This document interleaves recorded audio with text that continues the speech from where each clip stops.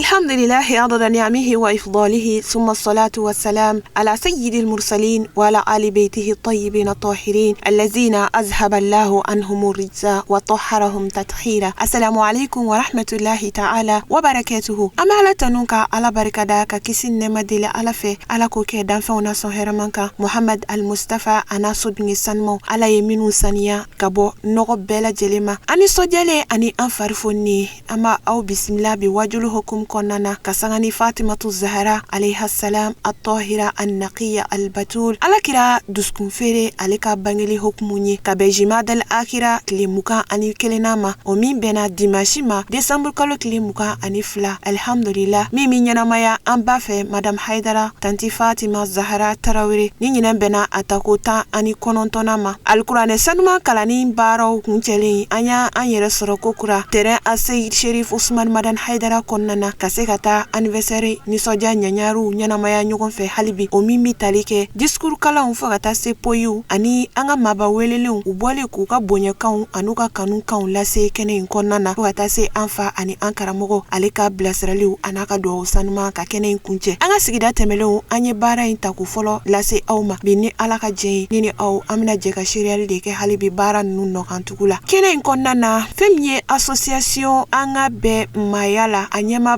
namuri fogata se Jamiatu Ansar Dinil Islami Mali jamana kono anyema ba Alhaji Modibo Jallo Jamiatu Ansar Dinil Islami kulu kono ambalaka ubala jelin togola amba Madame Aisha Sangare Jamiatu Ansar Dinil Islami kulu kono chogorobaw ankfa Mamutu Kulubali nunu bela jelin boraka la silike kenen konnana oye bunya kumaw ani kanun kumaw ani doodon chamanke angaje anga sorole unyama da nyogon fe amba fogo aw bela jelin salam alaikum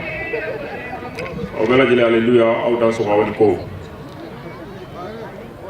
ameni joroina ambe anganya moko tokola Asib Badra Ali Ousmane Haidara le président du conseil d'administration angabe mayala amba le tokola ame kenai amba sigi bako fo krengrani ala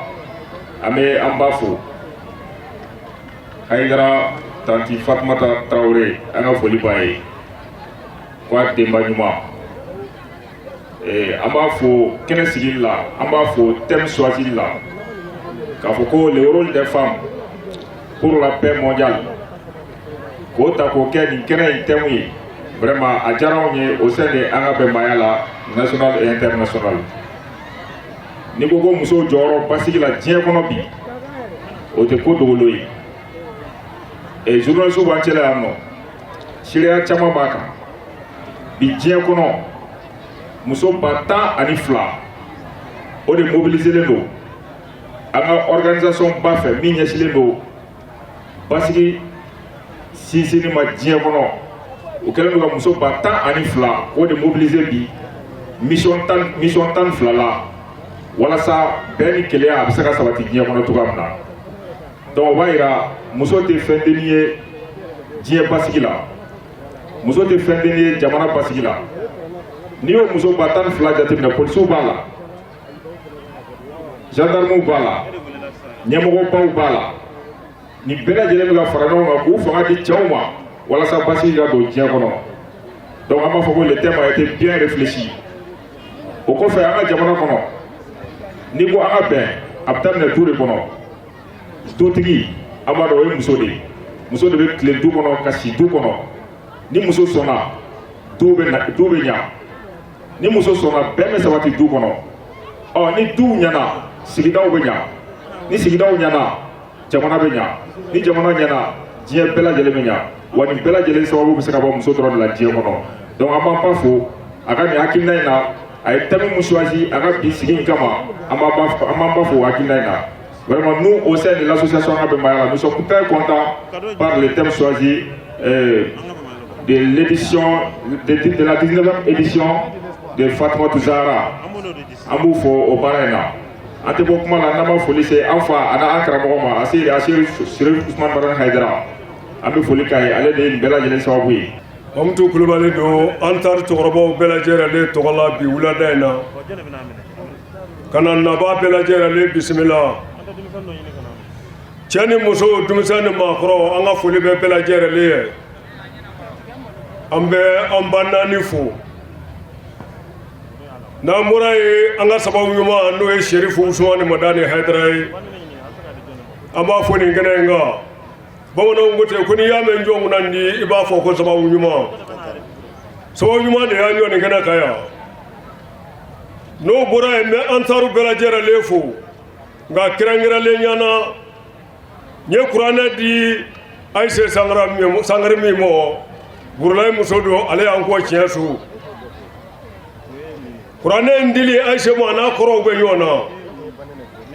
muso ma bela jera lefu nga antaru muso mba fo dandala antan sokoroba kote momtu kulubali dandala muso awe srifeka kumbe bama koya na kuntlala awla amet megal lagina kay ubnya ivornye ni anyole ni kenanga muso ode anyoya ama fo ka barakada antan sokoroba kote ni say nyugona chama be Allah taala fe Allah ka jirana sirfika Allah ka kana tongro Allah ka dema kana tongro kana ka sopunya kamo bidol harama kama sallallahu nabi torobo rahmana Allah wa barakatuhu ame ala fo ame la barkada ame sole kirasanu mayenga ame alenu demusoka anniversaire keneka noye Fatmatu Zahra aka bangini sankumbe woni sodia amode keneka wala ambe anga mogo bawfu anga mogo baw chama nyogon soro keneka leader et représentant umbeya ijima limama au conseil abela jele mogo biya anga folibi anga muso baw fana munu yeni kenay labe keneka yana ambaw tanti Jara, tanti Fatmata, tanti Aisha, tanti Alima. Olube kiraso mogo ka banginu ni sodia oke. Ambe munga keneka oye tanti Fatmata e. Ambe foli ni barka danya shama. Ana deme mbaga bela jele. Ani kene labe mbaga ube. Ani mogo se yeresia. Anga foli ba bela jele. Amba ini ala fe. Ni kene normal mbonyana barka kama ala ka hira chama ga jamana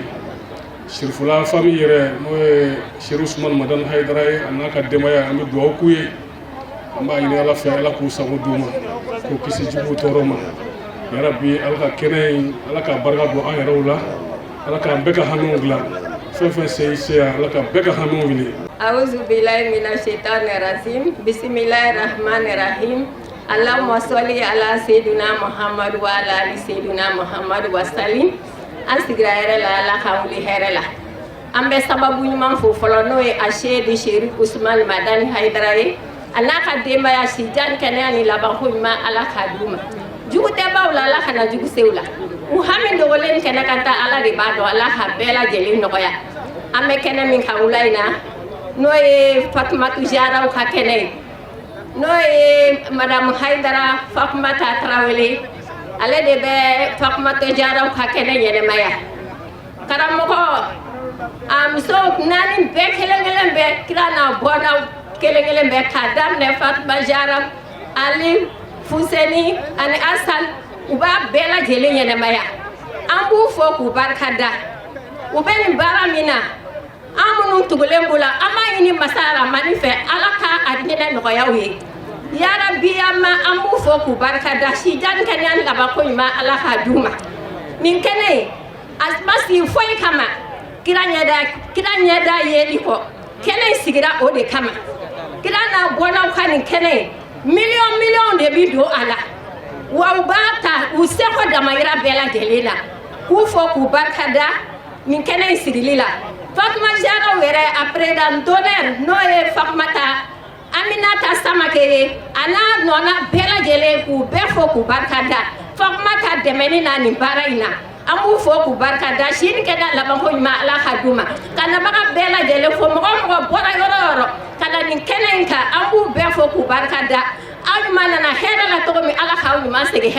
ni kuma in de la kɛnɛ in nɔrɔ jidira ni an fa ani an karamɔgɔ ye Sayyidu Shurafa Sahibu Jalala a Sayyid Sherif Usman Madan Haidara alsilamɛya jigi a bisimilala kɛnɛ in kɔnɔna na nisɔndiya muɲamuɲa kanu caman kɔnɔna na.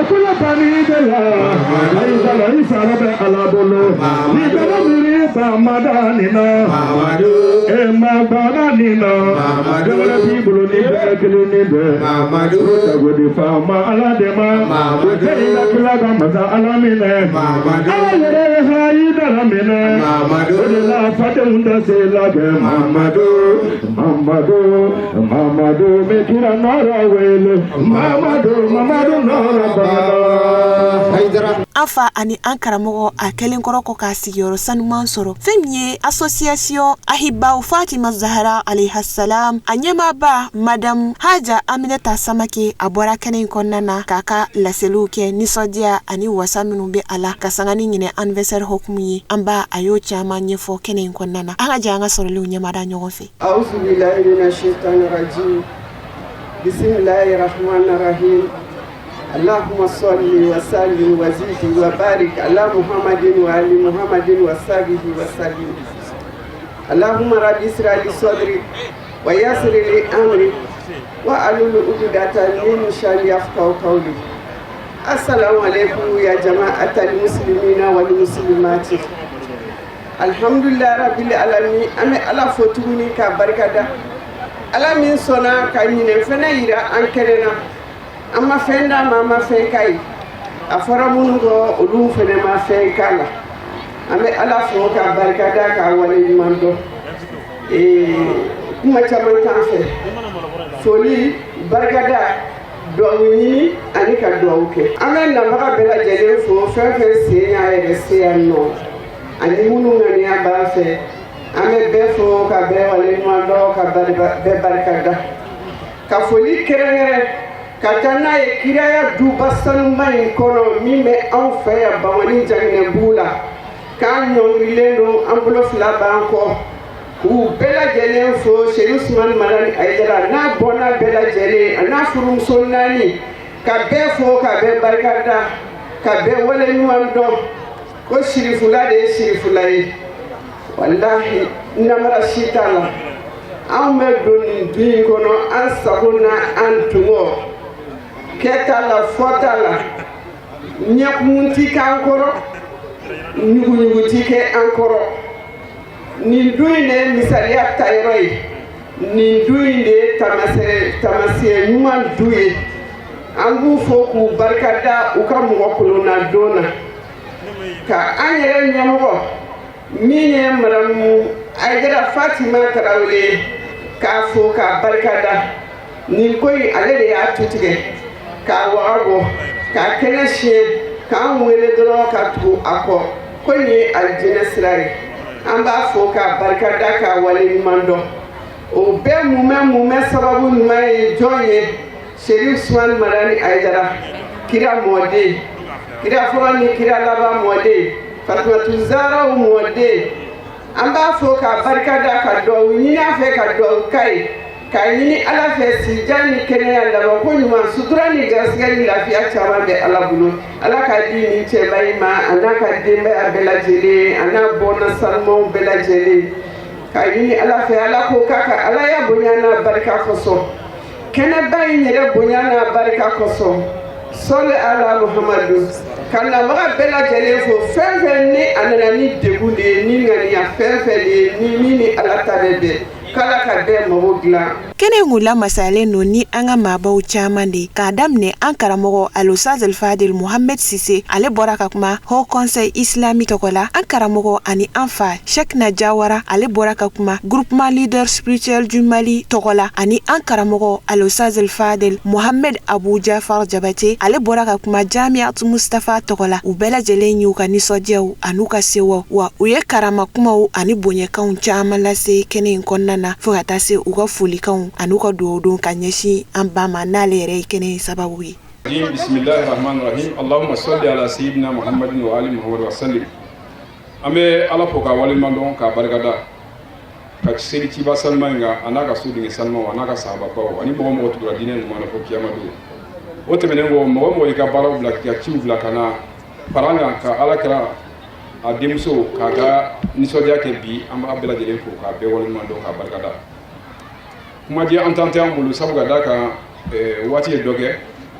an bɛ foli de kɛ kɛnɛ in labɛnbagaw ye kɛrɛnkɛrɛnnenya la an ba ani a balimamuso tɔw minnu cɛsirilen bɛ nin baara in na baara o baara ni a daminɛna n'i y'a kɛ ni musow ma fara i k'a la a tɛ taa ɲɛ o de la Ala kira yɛrɛ Ala y'a fɔ a musow ma ko ya nisa an-nabiyyi lastunna ka ahadin minan nisa'i ko Ala kira e muso o ni muso tɔ si tɛ kelen ye o kɔrɔ ye i bɛna baara min kɛ musow bɛna i dɛmɛ a baara la walasa baara ka san sɔrɔ i bolo o fana b'a yira tuguni Ala kira mɔdenw fana minnu bɛna fɔ Ala kira kɔ olu fana musow ni muso si man ka gɛlɛn tuguni parce que olu kan ka dɔn k'a fɔ u bɛ min kun fana o fana bɔra min na o fana ma sigi o fana minnu sigir'o kun fana o fana ma sigi o tuma na an baw de y'o cogoya dɔn ka se ka fara ayiwa an ka seku kan ka se ka ahlubeitu walasa u ka se ka dɔn an b'olu fo k'u waleɲuman k'u barikada u la ka foli lasegin a Seydou Ousmane Madani Aidara ma ale de min kɛra ni sababu ɲumanba ye anyo fo ame siga kan ahlu beiti an mena ku ko fo aywa sayyid sharif usman madan haydara dona alaka aywa awala wala mo ye kosbe aywa an balago fana ya wala bi ibis ki television ko de bi Fatma Zahra de ka anniversaire fambela jine fe bon ko fambela jine fe o sorola a sayyid sharif usman madan haydara alega boyna ka karama anayi joro min di ahlu beiti ma o sorolo fe amba fo ka wali nono ka bargada ka ni ala pe nin kelen nyona ya rabbi ala ka chaya ale yɛrɛ bɛ cɛsiri min na a n'a ka denbaya ala ka cɛsiri ala ka tafanga d'u ma kɛnɛ a tɛ ɲɛ kɛnɛ min kɔ yɔrɔ bɛɛ ala k'o d'u ma wassalamu alaikum warahmatullahi ta'ala wabarakatuh العليم من الشيطان الرجيم بسم الله الرحمن الرحيم اللهم صل على محمد وآل محمد وسلم رب اشرح لي صدري ويسر لي أمري واحلل عقدة من لساني يفقهوا قولي أيها الإخوة السلام عليكم ورحمة الله تعالى وبركاته أما المؤمنون avec un groupement des leaders spirituels musulmans du Mali Tola, groupement mi na sigilendo maba bonyaka ani shirifi bonya ani mawludu ani ziyara kali na nyemo ya kalfale mebi a Seydi Sharif Usman Madan Haydara au groupement bureau national ko nana ko fama munumbe akokufo meri munumbe akokufo dugutigilaka ko kufo karamɔgɔ minnu nana ko k'u fo musoba minnu bɛ kɛnɛ kɔnɔ ko k'olu yɛrɛ fo k'u waleɲuman dɔn sirifila denmisɛnninw k'u yɛrɛ fo k'u waleɲuman dɔn o tɛmɛnen kɔfɛ jamiya ansar din ko ka aw fo ka aw waleɲuman dɔn aw minnu fɔlɔ y'aw bolo ɲɛsin a Seydi Sharif Usman Madan Haydara la n'a kɛra tile ye bi ni diɲɛ bɛɛ lajɛlen y'a yelen sɔrɔ ko ka aw fo aw ni ce o tɛmɛnen kɔfɛ sa o tumana maa min kɛra sababu ye k'an sigi kɛnɛ kɔnɔ bi n'o ye Fatumatu Zahra tɔgɔma ye n'o ye an yɛrɛ furumuso ye ko k'i fo k'i waleɲuman dɔn i ka cɛladon la ani ka cɛ dɛmɛni na Fatumatu Zahra ka nin bangeni a ɲɛnamaya la san o san i yɛrɛ b'i bolo bila i kun k'a sɔrɔ a ma kɛ ni an ka ɲɛmɔgɔ ka dɛmɛ ye i yɛrɛ de b'a bɔ i yɛrɛ kun cɛlabonya kama ka baara kɛ ni a ye ka mɔgɔw wele ka tila ka fantanw dɛmɛ ni a ye Fatumata ko k'i fo k'i waleɲuman dɔn ka muso tɔ bɛɛ lajɛlen fo minnu fana jɔlen bɛ nin jɔyɔrɔ in na a nɔfɛ a dabɔkun tɛ foyi ye fo silamɛya bɛ ɲɛ sɔrɔ cogoya min na a y'a ye aw cɛ jɔra jɔyɔrɔ min na a silamɛya kɔnɔ o de y'a to aw ko an fana tɛ to kɔfɛ nin baara in na an b'an cɛ dɛmɛ silamɛya diinɛ baara la an ni a n'an ka nafolo fo ka taa fɔ ko min kɛra musow ni denw aw bɛ fo o la k'o aw waleɲuman dɔn o tɛmɛnen kɔfɛ groupement ko a Seydi Sharif Usman Madan Haydara ko an k'i fo ka segin k'i fo k'i waleɲuman dɔn ko an b'i nɔfɛ su an b'i nɔfɛ tile an hakili b'i la an tɛ ɲinɛ i kɔ ko n'i y'a ye bi mawludu ye fanga sɔrɔ jamana in kɔnɔ yan bi ala ni e ani groupement des leaders spirituels musulmans du Mali n'i y'a ye bi ziyara ye fanga sɔrɔ ala ni e ani groupement des leaders spirituels du Mali ko o sababu o de y'a to bi wallahi ko anw ye fanga sɔrɔ donc ni e sababu kun tɛ ziyara tɛ fanga sɔrɔ ne sababu kun tɛ mawludu tɛ fanga sɔrɔ o de la ko olu tɛ dɔwɛrɛ dɔn dɛ olu labɛnnen don u pɛrɛnlen don cɛ wɛrɛ tɛ jamana kɔnɔ bi min bɛ se ka aw conseil ta ni e tɛ a diyara maa min ye e don a ma diya maa min ye e don wa an b'i nɔfɛ mɔgɔw b'i ye ɲɛfɛla in na fana ni ala sɔnna a ma wasalamu alaikum warahmatulahi taala wa barakatuhu ala ka an ni dɛmɛ wa an b'i kɔ. bismillahi rahmani rahim اللهم صل على سيدنا محمد وآل سيدنا محمد وعجل فرجهم وفرجنا بهم يا كريم يا رحيم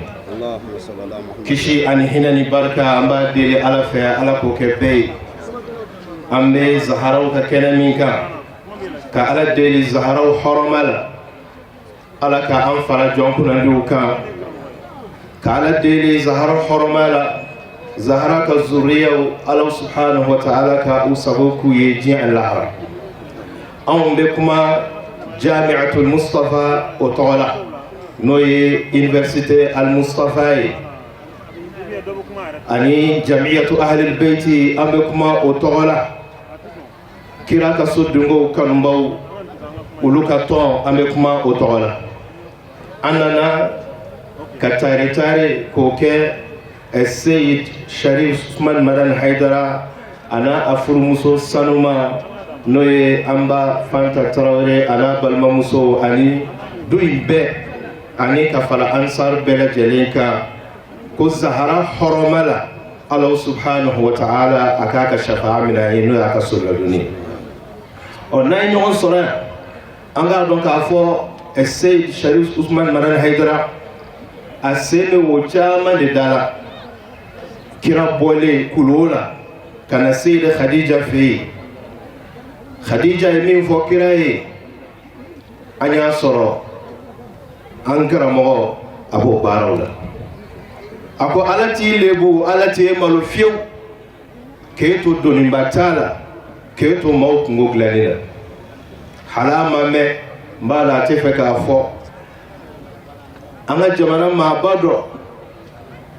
bonya ɲini kama a y'an wele ni ka alhamdulillahi rabbil alamin ka sama kɛ o tuma na i b'a dɔn o la k'a fɔ a bɛ ka zaharaw ladege zaharaw ni ali olu minnu n'ala y'u mankutu k'a fɔ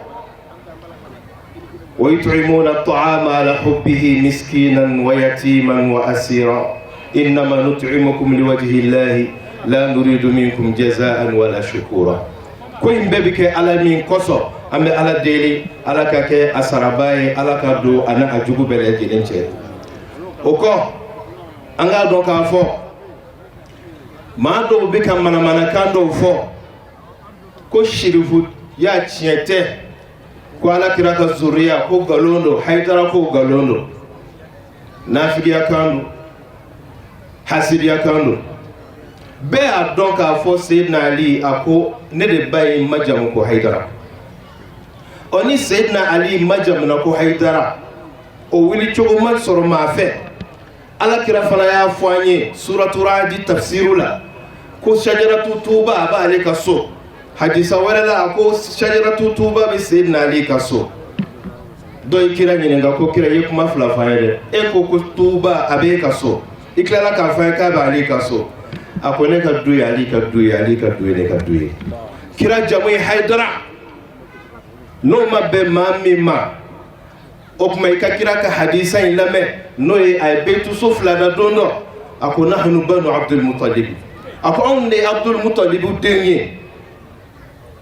إذا عادانا بيت خرب دو نو بلا أو نو دو بيتي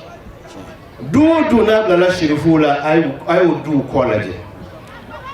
وإذا عوانا كلب جرب ولو جوجو ناي ووتي أو نكا كما جوجو فاني كالا بمايا بلالا ما هما بك حيدر الدغيا ما هما بشرفو الدغيا كونني أيو جتمنه من لم يصدق كوني مامي مدولا فليجرب كا قربو كالجي وكما نعمل بكما لا كزهرا اما لمن كنكا كما كان كلي امبه مغوبولا ni bana bila ika bana furadu ni fanta bila ika fanta furadu toro bila kuma kan surumani zahra ko man as'ada ila Allah khalisa amali ahbata Allah ilayhi afdala hajati ekanye ngani nyumanta ikabara ke ala kama ko maoma ni kabara sera alama ni ala yamine emma ko Allah subhanahu wa ta'ala bogla o kuma namba fo ala anyanye shi mani Fatima Zahra ala kira de muso mi ni kira ya majamu ko ummu abiha kwa ba fajoro lan kambi ma ya Zahra ala kan neman kishiki ka emmi ni aljina ko no muso belajelen ko tigi on tisse eni fa aw de bisse aw ahlul baytu de bisse ani aw blanye an ko belajelen akake an sunna doni bay ya wajihatan inda Allah ishfa'i lana inda Allah wassalamu alaikum wa rahmatullahi wa barakatuh. Assalamu alaikum wa rahmatullahi ta'ala wa barakatuh. Wa alaikum salam wa rahmatullahi ta'ala wa barakatuh. Wula sera ko kuncɛ kuma sera an karamɔgɔ minnu kumana an wasara ko sara bɛ Ala bolo an ba minnu kumana u bɛɛ sara bɛ Ala de bolo wulada in na an bɛ segin a kan an bɛ kɛnɛ kan kɛnɛ min n'a man bon kɛnɛ bɛɛ ye ani kɛnɛba bi ɲɔgɔn sɔrɔ siga t'a la n'o ye alakira sallallahu alaihi wasallam a ka du kanu yirali ala la k'a fɔ a ye kalifa min kɛ kalifa ma kɛ anw ɲɛna nga an kun b'a kɔrɔ an seko la fo an ka dɔn nin kɛnɛ ninnu i sigi a kan ani wulili cɛ maa tɛ se k'a fɔ a baraji ye nin ye maa tɛ se k'a nafa fɔ o bɛ ala yɛrɛ de bolo sabu nin ye ala barikada de ye ala kira kisi nɛɛma b'a ma a y'a ka denbaya kalifa silamɛ bɛɛ ma parce que a sɔmina fɛn minnu bɛ ka kɛ a ɲɛ b'a la ala ye dɔw fɔ a ye o la a ye denbaya in kalifa silamɛ bɛɛ ma n y'a f'u ye sɔrɔ ni maa min ko ko kalifa ma kɛ u ɲɛna i b'a f'u ye k'olu man ka seli parce que seli ma di u ɲɛna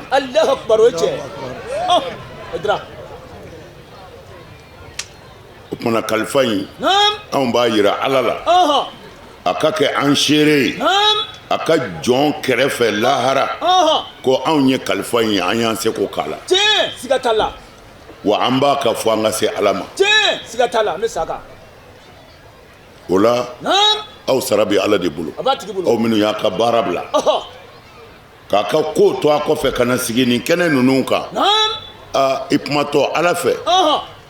i ye seconde kɛ yɔrɔ o yɔrɔ a bɛɛ bɛ lakali lahara de nin sigiyɔrɔ kuma fɔtɔ i bɛ wasa sɔrɔ solonɛli donna den de ka kɛnɛ ye nin ye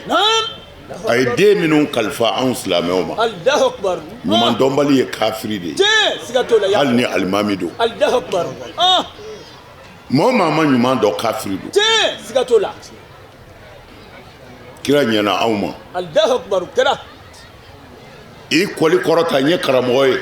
an ka misiri filɛ fatima fa de y'a fɔ an m'an ka ɲinɛ o denw ka kow kɔ jango den minnu kalifara an ma u fa fɛ an b'aw fo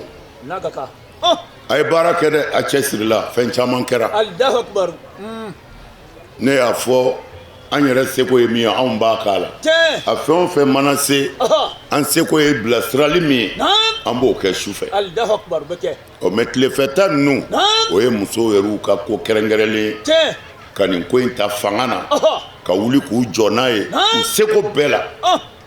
ala b'a dɔn nin bɛɛ kɛra k'a ban ni ne ka dɔrɔmɛ yera a la fo n'a kɛra n'u donna an ka mɔbili kɔnɔ peut-être ka taa yɔrɔ min na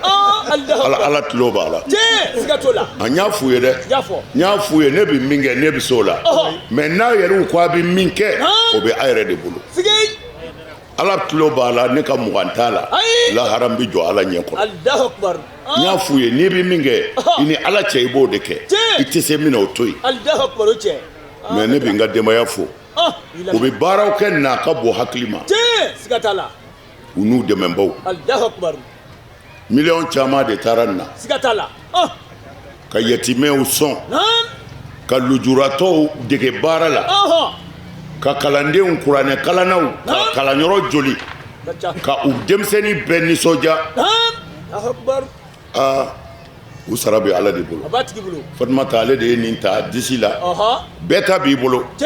mɛ nin y'ale ta ye a y'a kɛ a tɛ sunɔgɔ su fɛ a tɛ lafiya tile fɛ yatimɛdenw ani fatumata tɔgɔw ani tɔgɔ caman ala b'a dɔn ɲinɛ fatima zahara bangeni na u nisɔndiyara nin de don ɲumanya min bɛ k'a kɔnɔ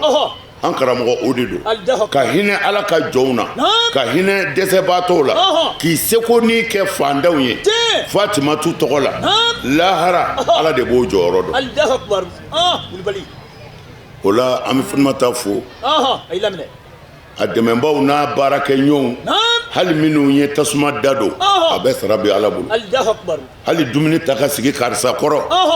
a kun sababu lahara a bɛɛ n'a kuma don kumana ala k'aw sara hɛrɛ la an y'a dabɔ min kama alijinɛ don ala k'a nɔgɔya an ye n'a ye min jɛ i b'a kɛ ala y'o de fɔ diyagoya tɛ o n'i dara min na i b'o de kɛ n'i ye min kɛ i bɛ sara n'o de ye fana mana an bɛɛ bi o sira kelen de kan a y'o cɛsiri kira ka denbaya u ni maa si man kan ouais mais n b'a fɔ Jabate u kana tɔɔrɔ sa u kana tɔɔrɔ u kana tɔɔrɔ u kana tɔɔrɔ k'a fɔ alakira bɔnna tɛ dugukolo kan ko sirifi tɛ yen Hayidara ko ye nkalon ye o b'ale tɔɔrɔ mun na cɛ t'i dɔn n'a jamu ye o cɛw bi dɔn n'u ka baara de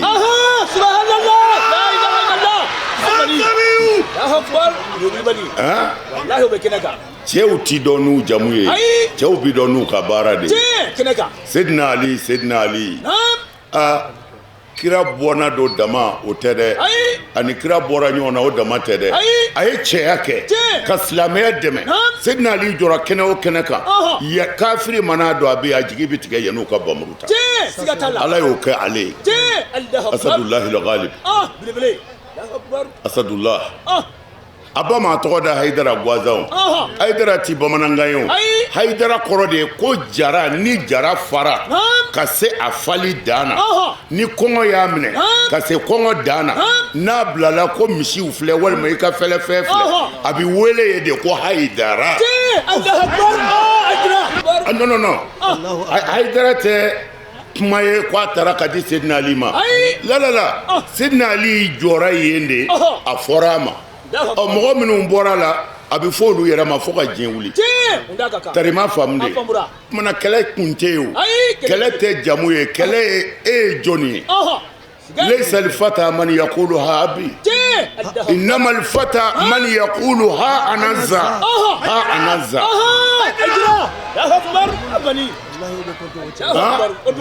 ara surakaw y'o de fɔ ko cɛ tɛ n b'a fɔ ne fa kun y'an ka misiri alimami fɔlɔ de ne fa ye waliju de ne fa mɛlɛkɛw kun bɛ jigin a kan de la k'o tɛ cɛ ye ko cɛ de ye min b'a fɔ ne yɛrɛ filɛ ne filɛ k'o de ye cɛ ye an b'a fɔ Jabate ye ko nin ka n'u tɔɔrɔ nin fɔra kira yɛrɛ ma o b'ale tɔɔrɔ cogo di a fɔra kira yɛrɛ ma ko a fa den tɛ ko a fa den tɛ o fɔra ala kira yɛrɛ ma n'a fɔra bi ko kira somɔgɔ bɛɛ sara ko a kelen tɛ bilen o bɛ maa dimi cogo di inna a'tainaka al-kawsar al-kawsar ala ko n ye cayali di e Muhamadu ma nka n bɛ min f'u ye inna shani aka minnu k'u ɲɛ t'i di kan wala abutar olu de kɔ bi tigɛ o tɛ e kɔ ti tigɛ o tɛ kɛ Zamzami ni hasidiya ye tiɲɛ ye ala kira kɔ tigɛra mɛ an fa Adama kɔ bɛ yen an fa Adama kɔ bɛ yen mɛ ala kira kɔ tɛ yen la ilaha illallah Muhammad Rasulullah ala k'an n'aw dɛmɛ nin ka n'aw tɔɔrɔ cɛ jamu tɛ cɛ yɛrɛ de don kuma min bɛ yen ka fara o kan tile fila in na a kɛn bɛ mankan caman ye an ka Uruwa denkɛ ba in Ben Salman nasarahullah o bɛ ka danga bɛɛ jigin a kan la anw ma maa balo la nka silamɛya bɛ min ɲini silamɛ fɛ ni silamɛ filila i bɛ dugawu k'a ye k'a dɛmɛ Ben Salman anw bɛ dugawu k'a ye don o don munna a ko a ye miliyari caman de di ko alakira nɔ o nɔ bɛ Magan jamana kan k'u k'a bɛɛ kurakuraya u y'a yɔrɔ o yɔrɔ kari k'u k'a bɛɛ jɔ a nɔ na alakira ka bana kuma sallallahu alaihi wasallam a surunyalen fatuli la a ye Seydina Ali wele a ko Ali ma ji bɛ fɛ yan nka o tɛ dɛ nin kɔlɔn in nin fatura taa jurufilenya 7 bɔ nin kɔlɔn in na i ka na n ko n'a ye o kɔlɔn in u y'a geren de u y'a geren de ka fara k'a kɔnɔ k'a bɔ yen mais nin kamalennin nalen sisan a ye miliyariw de financer k'u k'a bila a nɔ na o kɔlɔn in ka bon bi Makanga yɛrɛw bolo Zamzam kɔlɔnji ye fo sɔrɔdasiw y'a minɛ ɲinɛ ko maa ti don anw b'a fo ko a ye Alakira nɔw kurakuraya mais ni fili min fana yera la an bɛ dugawu k'a ye Ala ka hakili ɲuman d'a ma k'a bɔ fili kɔnɔ k'a bila Ala ka sira kan mais k'a fɔ ko ɲɛnajɛ kɛra Magan ɲɛnajɛ kɛra musow jurangolo taara Magan o tɛ tiɲɛ ye dɛ fo a k'a faamu fɛn ninnu ka jan ɲɔgɔn na Magan o ni Madina alabato yɔrɔw Arafa Musdalifaw olu bi wele de ko Hijaz o ye Hijaju jamana de ye Alakira sallallahu alaihi wasallam a tile la yen yɔrɔw de tun b'a bolo bon binganikɛlaw nana kira kɔfɛ ka na sirifi ninnu faga k'u bɔ yen ka kira somɔgɔw bɔ yen ka yɔrɔ minɛ ne hakili baara n ti jamana fɔ an ka jamana dɔ bɛ yen dugukolo ka yan o jamana in y'a gɛlɛya ko Magan ni Madinɛ alabato yɔrɔ ko a man ka to jamana ka bolo kan ko a kan ka kɛ international de ye diɲɛ silamɛ bɛɛ de kan ka jɛ k'a yɔrɔ mara i y'a faamu mais bi a bɛ dɔw ka mara kɔnɔ mais a bɛ minnu ka mara kɔnɔ u ma dunun fɔ Magan u ma dunun fɔ Madinɛ u taara dunun fɔ u faso de la a bɛ faamu u ye dunun fɔ kabini Ala ka yen da dunun bɛ fɔ ye suraka ni ɲɛnajɛ suraka ka ɲɛnajɛ yɛrɛ ɲɔgɔnna tɛ yen Alakira tile la juma kun tɛna caya a bolo dumantigiw nana u bɛ ka gunbe dasi silamɛw bɛ kira kɔfɛ k'u bɛna juma seli bɛɛ taara ka kira jɔlen to dununtigiw nɔfɛ Magan ninnu ko ye ko kura ye nka nin ma fɔ Magan a ma fɔ Madinɛ a fɔra Riyad an karamɔgɔ bɛɛ wulila ka kule nka da an da ninnu ma nka n bɛ suraka karamɔgɔw de ma olu bɛɛ wulila ka kule ko tumana ko karamɔgɔ tɛ Magan Magankaw ka mufti bɔra a ko karamɔgɔ bɛ Magan ko n ka karamɔgɔ naloma tɛ Magan karamɔgɔ bagan tɛ Magan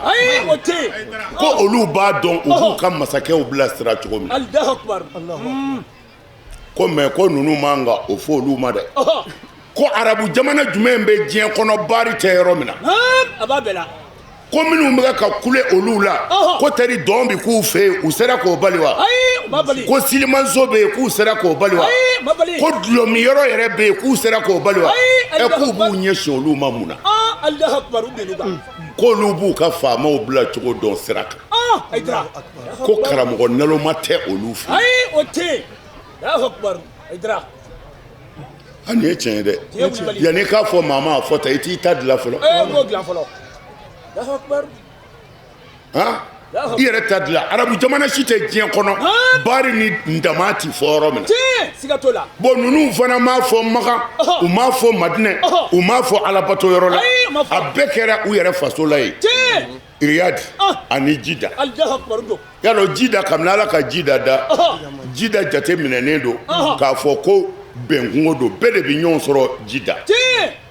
silamɛw bɛ na ye sojalaw bɛ na ye kurandilalaw bɛ na ye o tumana aw bɛɛ tɛ silamɛ Jida tɛ se ka don silamɛya hukumu kɔnɔ musow bɛ mɔbili boli ye fɛn bɛɛ bɛ kɛ Jida parce que o kɛra bɛnkungo ye mais haramu alabato yɔrɔ fɛn o fɛn bɛ yen a kelen tɛ se ka kɛ nin bɛ ka kɛ u yɛrɛ de ka yɔrɔ la Riyadi yɛrɛ ni Magan u ye ɲɛnajɛ in kɛ dugu min na u ni Magan cɛ kilo 1000 kilo 1000 Ali ko ten kilo 1000 Ali ko ten kilo 1000 Riyadi ni Magan cɛ bon ne yɛrɛ filɛ nin u ka ɲɛnajɛ o y'u ka laada ye diɲɛ bɛɛ ka laada ɲɛnajɛ b'i bolo an ti maa jalaki o la mais an kɔni bɛ dugawu k'a ye min na n'o ma diya an yɛrɛ ye u ye alikaaba ja de dilan ko o k'u ka a bɛ fɔ cogo di wala ko k'u ka parlan ye o de ma o kɔni o ma diya n ye alikaba jadilali ka bila dɔnkɛyɔrɔ la o ma ɲɛ an kɔni bɛ dugawu k'a ye ala ka hakili ɲuman d'a ma ala kan'o ɲɔgɔnna wɛrɛ latigɛ a ye nka u ka dɔ kɛ u ka wala kan a ye diɲɛ dugu dɔ fɔ an ye dɔn tɛ kɛ minnu kɛ ala kira yɛrɛ tile la dɔn kun tɛ kɛ wa dɔn kun tɛ kɛ ala kira ka misiri kɔnɔ wa jeli bɛ se k'a sɔsɔ misiri veranda tɛ dɛ misiri dukɛnɛ tɛ dɛ misiri yɛrɛ kɔnɔ dunun tun bɛ dasi ala kira ka misiri yɛrɛ de kɔnɔ a yɛrɛ sigilen don a bɛ ka dɔnkɛlaw filɛ a bɛ ɲininkali kɛ ko dɔnkilidala ko di o b'a fɔ ko dɔnkilidala ko kira ye mɔgɔ ɲuman ye n'o kɛra a yɛrɛ bɛ muyamuya a muso b'a kɛrɛ la o bɛ ka dɔnkɛlaw filɛ an ba Aisha jɔnni bɛ se k'a sɔsɔ alors an kɔni vraiment a ma diya n ye musow durangolo o t'an tɔɔrɔ olu fɛ yen mais alikaba o kɔni man ɲɛ an bɛ dugawu k'a ye ala ka hakili ɲuman d'a ma an bɛ dugawu i bɛ dugawu kɛ mɔgɔ fililen de mais k'a fa neni k'a ba neni ka kuma jugu fɔ silamɛ yɛrɛ bɛ kuma tɛ yan mais karamɔgɔ minnu kumana u ka karamɔgɔ ye mɔgɔ don olu la dɛ suraka karamɔgɔ minnu ko tari karamɔgɔ tɛ magan wa o ko karamɔgɔw bɛ yan ko nka lagalakatɔ tɛ yan bagan tɛ yan k'olu b'a dɔn u b'u ka faamaw bilasira cogo min kodɔnnaw ni faamutigiw de bɛ yen mais u ye naloma dɔw nɛgɛ olu wulila ka kuma jugu fɔ u bɛ ka si kutubaaniw ni ɲɔgɔn cɛ bi u ye karamɔgɔ nɛgɛ n'o wulila ka fatoya k'a fɔ u y'a bɛɛ bila dibi la sisan u deli de bɛ sen na mais karamɔgɔ tɔw bɛ ka kuma faama fɛ gundo la u y'a yira la nin man ɲɛ k'a wele k'a sigi karamɔgɔ 24 u n'a ye réunion kɛ mɔgɔ bɛ fili o mɔgɔ bɛ fili an b'a fɔ tiɲɛ yɛrɛ la tiɲɛ na nin yɔrɔ la mais an t'a danga parce que a ye kira nɔ bonya a ko ka kira ba kaburu dilan a ye mawuludu bonya ka tila ka azaharu yɛrɛ mufti o ka tila k'u ka kumana bila ka kuma ko mawuludu yɛrɛ bɛ kɛ azaharu la ko bɛɛ k'a kɛ ayi a bɛɛ reserelen de don n bolo koyi ne bɛ kuma min na o b'a sɔrɔ n tilala de a bɛɛ bɛ n bolo yan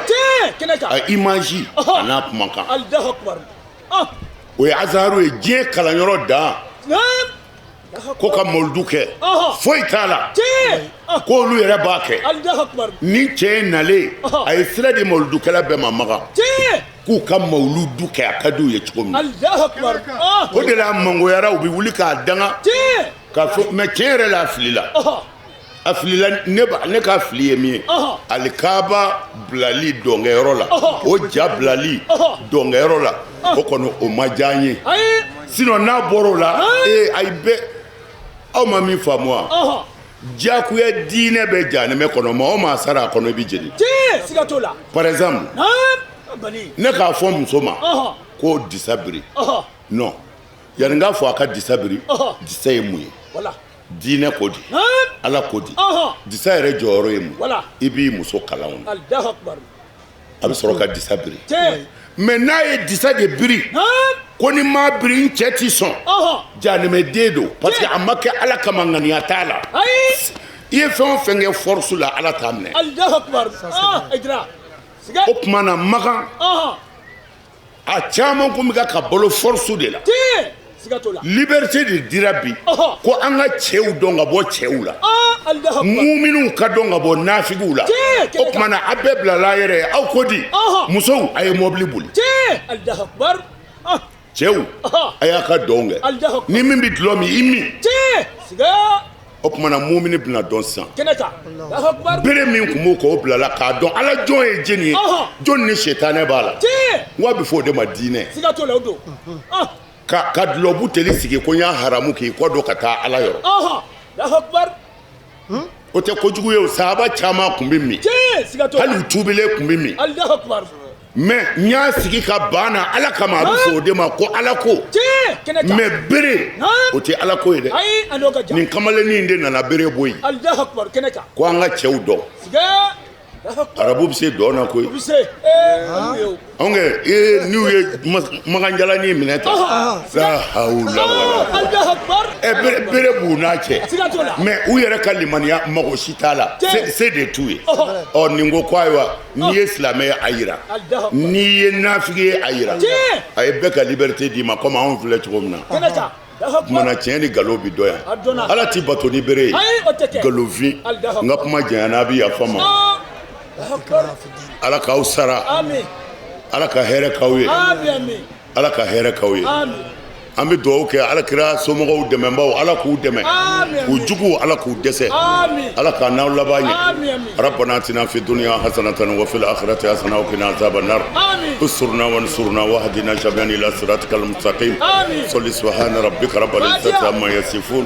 wa salamun alal mursalin walhamdulillahi rabbil alamin femi ngunogera makalase au mabi ode kumyeni o mimi talike Fatima Zahra alayha salam at-tahira an-naqiya al-batul alika anniversary nyanyari hukmu ulada fe baro o mimi labe amba fe madam Haidara Fatima Zahra Tarawiri alimi ni akawuli kajo anaka chesri belimbe alul beitu yiralima kuga ko anu jogoba nu ka nyanama ka danyanama jiemaye bela jele miseka ta kala degeli kala kerengeren yala ni mususan mambay ala kiraba ale dim susan ma alzine musukuntigi a jogoba ambala ka obiseka ta kerengeren yala kala degeli kala ko furuso konna ka sega nokaya obolo ka sega la degeli ke Fatima adela mo chogo ka sega ande ulla mo chogo nye ambolo kisi ani kunaja amse go soro la harajodo ame ala dele ya rabbi kenen nu sigili ani kenen nu shirali ala ka ke ambela jarima baraji ala ka ke amma dalui ala kana ke ankan dalui amba awili ka jo ani la maga fengo fenke ala ka bela jilenke aljana sarai ayere bora ka keno shiria sisanno kenen kera nisojia ani nimisi wasa chamanyi demsenu nyi nisojia ani munya chaman soro ala wayati medeun chaman nyeji chera baran nun konnana musoche sabagato chaman jigi tugura ni balo dili uma ani nasongo una nyogona chama lujurato ulu digila barala ubise ku jonu yere chugo mina kasoro uma siri mala alhamdulillah ambe ala de dili ambasanu manyi ya rabbi wuli ka joni chesri no ala ka bela jelinka aljana sarai baran nun teta chesri ko atita musaka ko atita kenya ko ala ka kenya sabati ambasanu manyi ala ka garzege sanmandi ani alislam bela jelima ala ka ke Fatima bunya ani alul beitu bela jelin horoma kama ka basiki sabati anga jamana kono ka chabe ani kame sabati anga jamana kono ani alislam jamana kelingin na bela jelin ka here jidi an kelingin na bela jelinyi ni sababu nyuma yin be anfa ani ankaramogo ani anya joro alislam ya jiki sayyidu shurafa as-sayyid Sharif Usman Madan Haidara amido gaye ka do nyine afe ya rabbi anaka demaya ala ka nu kisi ala ka nu tanga ala ka hijabu biri anuka ka bo jugula mogo bela jelima sancha manchama me ala bulu ala ko di nini au kiringere na bela jelima anga je kan kenen nu nyana maya nyogo fe amafo labeki ya Fatima labeki ya Zahra wassalamu alaikum wa rahmatullahi ta'ala wa barakatuhu wa kullu amin wa antum bi alf khair insha Allah.